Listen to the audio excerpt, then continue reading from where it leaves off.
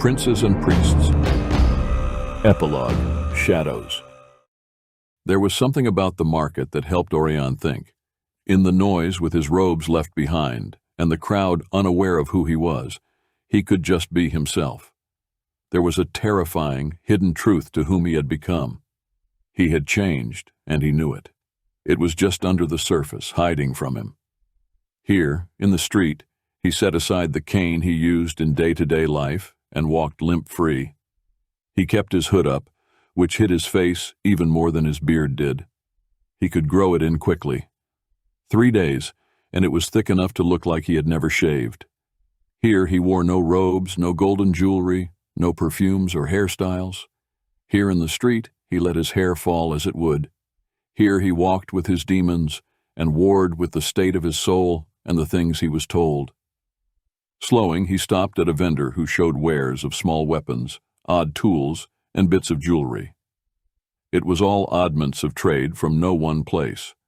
Oirion had no need for such things, but he always looked as if seeking for something he had lost but couldn't recall what it was. It felt as if he had forgotten what he was looking for, but if it appeared, he'd know what it was. Until then, his mind spun in circles trying to recall. "Can I help you?" the man asked. Oirion just shook his head a little, looking over the small daggers. He could almost see the face of someone running a fine dagger over a whetstone. He could hear the rasp of it, but like in a dream, the faces blurred out, and the names rushed away as soon as he tried to recall too much. He picked up a small travel cup. It was worn and battered, but was still of good silver, and had fine etching along the edge. The etching was nearly worn away, but hints of it caught Orion's attention for a moment. The cup had to have been through a great deal, with many stories to tell. He sighed and put it down. There was nothing worth buying, so he moved on up the street. It wasn't a large city as far as Persian cities go, but he still hadn't met anyone that he had ever seen before. Here, he was just another body. Out of instinct, he caught the hand of a boy who was trying to slip in past his cloak to snag a purse or whatever he could find. "Not here, boy," Oirion said, pushing him back a few feet. The boy didn't argue, but just ducked away into the crowd. Oirion had more money on him than most would carry in a lifetime, but it was nowhere the boy would be able to get at. In the dark of the taverns and back streets, he had searched for the magics that might help him understand what had truly happened to him those years ago. He still had no answers, but he had learned a great deal of helpful magics. The man he had once been would have never thought to use wizard's magics, let alone to search them out and keep them tucked up in his sleeve, as a hidden skill that not even Jamie knew about. To spell a purse or a small treasure box locked away securely was no large task. Once, it had been rather common in the empire of Pert. He had even found purses and boxes from those days of old, simply reworking them to function for him alone. He knew there was magic tied up in his head to block the nightmares. He knew that he had been purged. Memory and taint of demonic touch had been wiped away. He knew he had tangled with a demon, but the events that led to it, or what had happened, were hidden from him. He was not the man he had been, and he knew it. He played the role, knowing that if he were to slip up, the church would call up the knowledge, and he would likely be denounced. The last thing he wanted was to draw any attention from the church. He had searched records and had looked for similar cases. All of them ended badly for the men involved, usually with the church simply saying that they had gone mad and had to be removed. It happened as easily and unopposed as it did when he had once hunted vampires. There was a war within his own mind, to know if what he felt now was the truth, or if it was the corruption of a demon's touch that had made him so distrusting and doubtful of all things. His partner, bound to his soul, to give him strength for this very sort of thing, felt like a stranger most of the time. He looked back on the days when their bond had fit, like looking back on friends long dead. Dreams flickered in his mind of things he wanted to recall, memories that fought to come up but were stolen away. He could feel the edges of the magic play on the corner of his mind. It didn't feel like Jamie's magic, though his surely remained there. Even from the time of their bonding, Jamie had worked to settle the nightmares that had always haunted him. Now, it was different. Now, He was being lied to, the truth hidden from him. He didn't like it. Cutting across the street, he went to another vendor, one that came and went several times a year. This one often had the odder things, more interesting tidbits than the others. Oirion didn't press through the crowd, but moved through it with as little contact as he could. At the vendor's stall, he waited his turn, letting his eyes look over the hanging items. Charms, amulets, and jewelry. Mostly it was all cheap, but some things were rare and just hanging in a mix. It gave him something to look at. Like the other vendor's stall, few things caught his attention, but he had to look. Ah, I thought you might visit me before I headed out for the winter. The vendor nodded, recognizing him. I have something I thought you might like. He motioned Oirion around to the side of the stall, through the curtain to the stack of boxes and trunks that lined the back wall. Under the canopy and out of the rain, it smelled of his heating lamps and of the bits of incense that he sold. He dug in a leather bag and pulled out a small, wrapped object. He undid the tie and held it over. Oirion took it and unfolded the wrap. Inside was an orb. It was a smooth, perfectly round stone that looked both black and clear at the same time. What is it? Oirion asked. The man I bought it from said he stole it from a treasure of magic items and that the best he could learn was that at one time it was some sort of lodestone. He said that it could be used to hold a great store of magic to be used on need, but that either it had to be in the right hands or it had been drained and needed to be refilled. I know that arcane things interest you, so I set it aside for you. Oirion took it in his hand. The stone felt warm and heavy, far heavier than he would have thought it might. He stole it from whom? That he would not say, but he was happy to be rid of it in case he was caught. I paid very little for it, if it is what he claimed it might be. Oirion turned it in his hand. It was interesting, but it didn't call to him. Well, it's all very interesting, but I do not need a paperweight. He handed it back. He had several lodestones that were actually usable, and whatever that stone was, it was not a lodestone. Magic, yes, but he had enough riddles. He didn't need another. How about this one? The vendor dug for another item and produced a small wooden box. Oirion took it in his hand and opened the lid, slipping the lock easily. Inside was a small white stone. It swirled with a faint light, but gave little other indication that it was anything other than a white marble. He touched the little stone. Warm energy and personality slept in it. He closed the lid as if he was not sure he wanted it. Oirion wanted it, but he knew that it was a bad idea to reveal that to a merchant as skilled as this one. He glanced around before he looked at the man. The vendor watched Oirion with an almost fearful expression. Oirion weighed the thing in his hand. I'm not sure I want this one either. The box is interesting in that it's shielded, but I'm not certain. How about I sell them both to you for a discount? You can tell me why. Oirion said. You have never pushed an item on me yet. The man glanced around. His son was working the counter, having traded places with him. He was nervous, and Oirion could see it. I have no means to hide such things. I deal in petty magics and trinkets. I do not play with such powerful items. The man who sold me those was murdered rather unpleasantly not too long ago.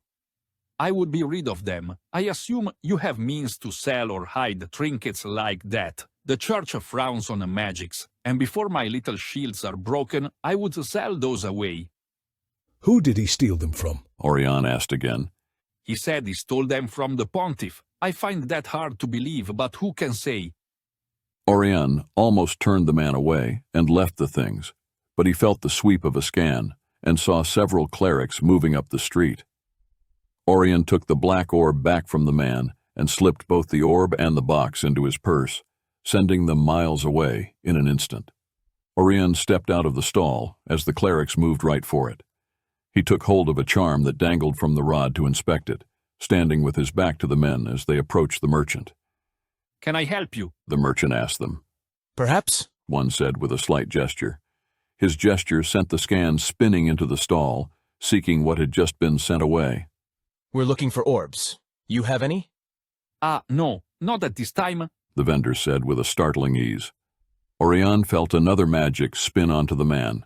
and it wasn't a magic that was light or of holy ends. Neither was it dark or evil, but it was wizardry, and that meant that the two men were more than they pretended to be. Are you certain that you have none? I have a collection of marbles, the children's style, not true orbs. That's all I have right now. True orbs are rare and don't normally last long, or are of a price I can't deal in. I can pull out the marble box if you like. No, The other said. it's all right. Thank you for your help. Sorry, I couldn't be of more help. The merchant said, as the two men moved on to the next stall. Oirion shook his head to the merchant, letting the little chain in his fingers go. Careful who you deal with. You might consider not buying stolen items as well. I will do so. The man said with relief. Thank you. Oirion shook his head. Trust me, I will be rid of the things at once. The gutter sounds like a good place, and the harbour of Kent even better. I have to agree. The man said. Oirion left the stall to get a drink and try to ignore the fact that he had just stolen items that the church wanted enough to enlist magic to get them back. There was a tavern not far from where he was, with the promise of a drink and a meal. Inside, he took a seat at the bar. The bartender knew him well enough in his battered cloak to just bring him a beer. He grabbed it and moved to a table in the corner near the fire. He sat with his hands wrapped around the mug. He looked at the fingerless gloves he wore. They hid the silver band on his left little finger that identified him as a priest, and the thin gold one beside it that meant he was a bishop now. The first finger on his right hand had another ring. It was silver with a lavender stone. He could almost recall getting it. It meant something. It had been a gift, but he couldn't recall why or from whom. His mind was restless today and kept going around in circles, to the point that he couldn't even begin to work on anything. Escape was the best he could do. He watched the crowd, looking for someone whom he couldn't even name. He leaned back as the clerics entered the tavern as well. They went to the bar to get served. Oirion almost smiled at how long they stood there, waiting to get service. He was nearly finished with his beer before the two were even spoken to. You know those two? The owner asked, pouring more beer into Orion's mug. No. Oirion said. I assume you have your sword on you? He said softly. I do. Oirion said, looking up at the man who was playing waiter. Why? They asked about you. Watch your back. They aren't the sort you want following you. I'll keep that in mind. Thanks for the warning. I mean it. Last man they asked about ended up smeared over the alley walls. Oirion nodded. I'll watch my back. He said. The man moved off with Oirion, trying to recall his name. He couldn't. It was odd to think that he came down here enough like this to be included in the local crowd. He rarely spoke to anyone and did little more than buy what he wanted and move on. He sipped his beer a bit as the two men got served. When they weren't looking in his direction, he slipped out the side door into the narrow passage between buildings and back into the alley. He stepped back into the shadows and waited. It wasn't long before they came out. A scan spun out even as they did and found him sitting there on a pile of crates. They slowed their step. Odd place to rest. One of them said. Oirion grunted. Perhaps. You were at the merchant's. Bought an orb from him? Nope. Oirion said. Ah, but you were there. We know you looked at it. The one that had cast the magic said. We want them back. You can give them to us nicely, or we can take them. Oirion half smiled. Oh, do be serious. You touch me and I will have to kill you. I have no orbs on me. The one started to move, not at Oirion, but in a gesture that Oirion knew. He couldn't say how he knew it, but he did. He wasn't going to play. He was off the crates with a dagger in each hand. In one swift, easy move, he had the first man slit collarbone to ear, his head tipping back as blood pumped out with each beat of his heart. It was almost fast enough, but the other man already had the demon summoned. Oirion drove a dagger into the man, up into his heart. It would hold there, sealing its own hole until Oirion pulled it out. The demon went for Orion's back, but his shields held. It hurt, but he held his ground. Who wants the orbs and why? Oirion demanded of the man. The man grit his teeth. You're a dead man. The man said, as the demon's claws cut through Orion's shields and scratched at his back. Oirion jerked the blade up along the rib cage before he spun and slammed the demon with banishment, shattering it into nothing but smoke and a scatter of glitter that settled into the alleyway. He washed his daggers in water that had pooled in the alley and then put them away. He folded his cloak about his arms to hide the blood and slipped back into the tavern as calmly as he had left. Sitting at the table, he brushed the blood off his spelled wool. It came off as easily as breadcrumbs on a tabletop. He leaned back, taking his beer in hand. Any trouble? The owner asked. Oirion shook his head. No. Glad to hear it. Oirion nodded and took a drink of his beer. The only trouble was that he felt no remorse over killing the two men. It was hardly the first time such things had happened, and he didn't think it would be the last. It was just one more reason to feel out of place in his own skin. His eyes scanned the crowd. One day he would figure out what he had forgotten and know the truth of the year he had lost. Until then, it would be stalls and crowds and a hope that Jamie was not part of the lies. Greetings, noble listeners. I extend my heartfelt gratitude to you for embarking on this journey with us. It is your unwavering support that breathes life into the Saga of ShaHaNon. If you have found joy and intrigue in this chapter, I implore you to like this video and subscribe to our channel to stay connected with the unfolding of this epic story. To those who wish to become a cornerstone in the creation of the entire enhanced audiobook series, your contribution to our Patreon will be invaluable. We cannot forge this path without your support. Together, let us bring the Saga of ShaHaNon to resplendent life. Thank you.